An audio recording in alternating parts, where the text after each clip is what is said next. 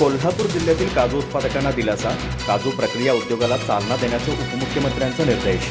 काजू उत्पादक शेतकऱ्यांच्या सर्वंकष विकासासाठी मंत्रालयात पार पडली बैठक. चंदगडचे आमदार राजेश पाटील, राधानगरीचे आमदार प्रकाश आंबेडकर यांची होती उपस्थिती.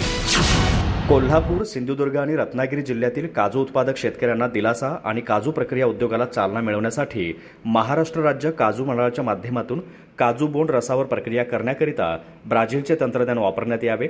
त्यासाठी ब्राझील देशाबरोबर सामंजस्य करार करावा.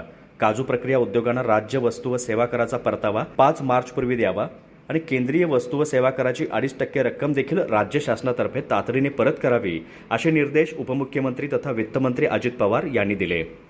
उपमुख्यमंत्री पवार यांच्या अध्यक्षतेखाली मंत्रालयातील त्यांच्या दालनात आज काजू उत्पादक शेतकऱ्यांच्या सर्वंकष विकासाच्या धोरणातून काजू उद्योगाचा विकास साधण्याच्या अनुषंगानं बैठक झाली.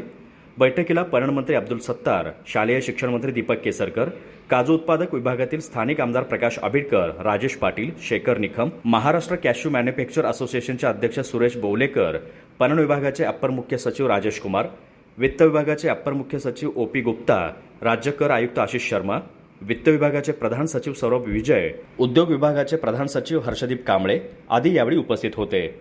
उपमुख्यमंत्री पवार म्हणाले की काजू उत्पादकांना जीएसटीमध्ये सवलत देण्याबरोबरच काजू बोंडांपासून विविध उत्पादने तयार करण्यासाठी प्रक्रिया उद्योग उभारून काजू पिकाच्या सर्वंकष विकासाच्या धोरणातून काजू उत्पादकांचा विकास साधला जाईल.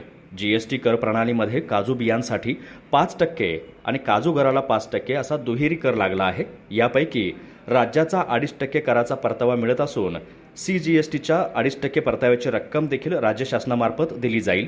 या अनुषंगाने उद्योग विभागामार्फत पाठवण्यात आलेल्या 32 कोटींच्या प्रस्तावापैकी 25 कोटींच्या प्रस्तावांना वित्त विभागाने मान्यता दिली असून शिल्लक 150 प्रस्तावांचा परतावा 5 मार्चपर्यंत देण्यात यावा.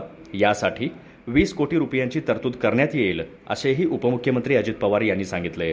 कोकण आणि कोल्हापूर परिसरात काजूच्या मोठ्या प्रमाणात लागवड होत असून या परिसरात काजू बियांवर प्रक्रिया करणारे उद्योग कार्यरत आहेत. या व्यतिरिक्त काजू बोंडांचे सुमारे 22 लाख मेट्रिक टन उत्पादन होत असून त्याचा विशिष्ट वास येत असल्याने ते प्रक्रिया न होता वाया जाते. ब्राझीलमध्ये यावर संशोधन होऊन अशा बोंडांचा वास घालवला जातो आणि त्यावर प्रक्रिया करून त्यापासून विविध उत्पादने तयार केली जातात. कोकणातील काजू बोंडांवर अशी प्रक्रिया करून उत्पादने तयार करण्यासाठी ब्राझीलसोबत करार करण्यात यावा. या संदर्भात मंत्री दीपक केसरकर यांच्या नेतृत्वाखाली रत्नागिरी, सिंधुदुर्ग, कोल्हापूर जिल्ह्यातील काजू उत्पादक क्षेत्रातील स्थानिक लोकप्रतिनिधींनी पुढाकार घेऊन याबाबतची कार्यवाही करावी. यासाठी काजू मंडळाचे कार्यालयातील सिंधुदुर्ग जिल्ह्यातील काजू संशोधन केंद्राच्या इमारतीत स्थापन करावे. यासाठी लागणारा निधी वित्त विभागामार्फत देण्यात येईल, असे उपमुख्यमंत्री अजित पवार यांनी सांगितले.